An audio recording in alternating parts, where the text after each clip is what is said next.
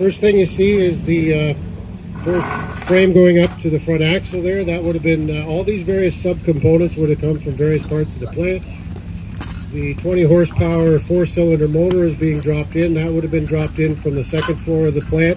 Everything was put in various departments and then brought to the assembly line. Prior to this, between 1903 and 1908 or 9, when Mr. Ford got the Model T going, these cars were all assembled by hand, and the parts came to the car and instead of the other way around. The rear end is going in. You'll see it's a enclosed rear end. A lot of the other vehicles on the floor today or around the show field today have chain drives and that. This was the first differential type transmission. Little unique things about the Model T itself. It was the first, the engine itself was the first inline 4-cylinder motor that was cast in one block. Prior to that, you'll see a lot of the vehicles on the show floor today that will have individual pistons or pairs of pistons. The rear end is being hooked up. The guys are putting the wire wheels on. Wire wheels were an accessory in 1926 and 27. There's some interesting facts about the Model T. When it was first introduced in October of 1908, the selling price was $850 for the standard touring car. Because of the mass production technique and the way Mr. Ford put the vehicles together, he was able to bring the price down. By the early 1920s, the price of the vehicle was around $220. Quite a reduction in cost just because of the volume of cars that they were building. One unique thing about the chassis is the same chassis was used on all the 5 different body styles, be it a touring, a coupe, a roadster, a pickup truck, or what have you. The entire chassis was the same. The only thing they changed out was the body itself. They were producing cars at the rate of, by the early 1920s, they got so good at this, they were producing over 9,000 vehicles per day in a 24-hour shift, a staggering amount. The Ford Rouge plant today, with all its robotics, produces about 1,500 vehicles a day. By comparison, 100 years later, they were producing 9,000 vehicles a day out of one plant, around the clock, 8-hour shifts. At peak production, there was over 100,000 people employed, 30,000 per shift. You have to appreciate, folks, that everything was done by hand. There were no computers, there was no robots. Everything about the vehicle was put together by hand. Guys are just tightening up the rear shackles. In 1923, by the time they got, this was going into about the 10th year of mass production, Ford had a commanding 55% market share. 55% of all the automobiles in the world were Ford Model Ts. And there was literally hundreds of manufacturers. One manufacturer had 55% market share. It was a staggering amount. The vehicles were cheap, they were affordable, and they're also very easy to operate. A lot of the other cars that you see on the floor today will have complicated clutches and gear shifts, and they weren't very reliable. One thing about the Model T, with its planetary transmission, it was very easy to operate. One thing you have to appreciate is the fact that the vast majority of the people that bought these automobiles had never owned an automobile before. They were literally going up to the dealership in a horse and buggy and leaving with their very first car. So your grandparents and great-grandparents, this was the very first vehicle that they would have ever owned. You'll see the 10-gallon gas tank under the seat.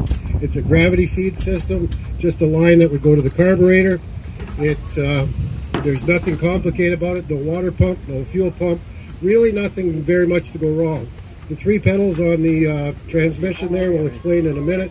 One is the brake, one is the reverse, and one is the high and low gear. But as I said, they're a very, very popular automobile, and they really did mobilize the world in the fact that because they were so popular and cheap, it allowed you to expand your horizons a little bit. In the days of the horse and buggy, you may only get 10 miles from home. Once you got in an automobile, you can go 50 to 75 to 100 miles. You know, a big trip today from, say, Dearborn to Livonia would have taken you quite a while. In a car like this, it was just a matter of an hour or so. It really did change how we got around the world. Boys are just doing up the front end. A little bit of Lake St. Clair going in the shackles. How are we doing for time there, sir? 4 minutes. 4 minutes, okay. 42 seconds. You have to appreciate, as I said, the staggering volume of vehicles that were going out. One of these automobiles was rolling off the assembly line every 30 seconds.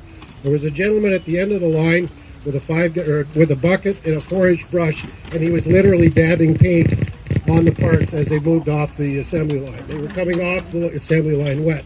The bodies themselves, because they had to produce so many of them, they had to literally go in through a bathtub affair, come out, be dried, and then drop down onto the car.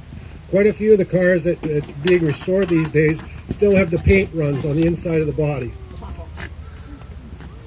Getting ready to fire it up. Rob's just turning the key on. Bobby's on the crank there. Got two funny levers, the spark and the throttle on the steering column there. A couple of good turns. The choke there. As you can see, they weren't always the easiest to start and didn't come with a starter. And there we go. Time. How's their time?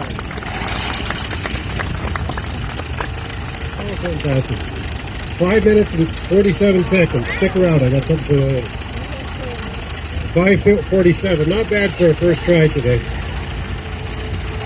We're going to let it warm up for a minute, and then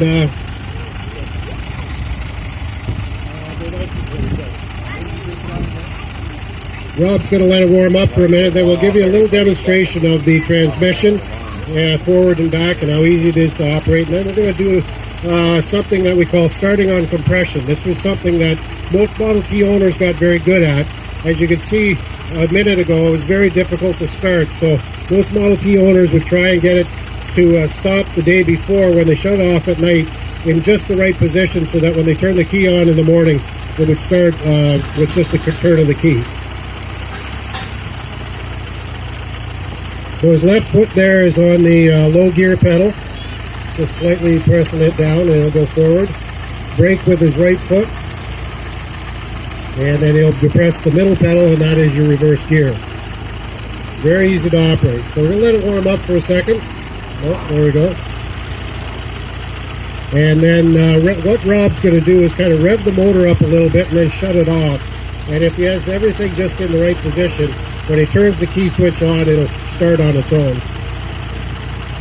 As you can see, our catalytic converter there is having a little issue, but I'm going to rev it up and run it a little rich here for a minute.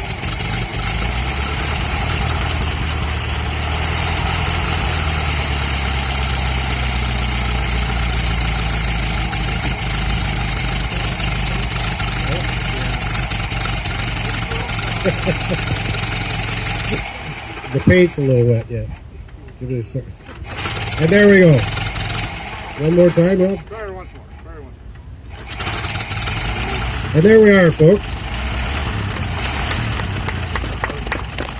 We'll be around for a few minutes. If you have any questions, by all means, come on up and ask. Thanks.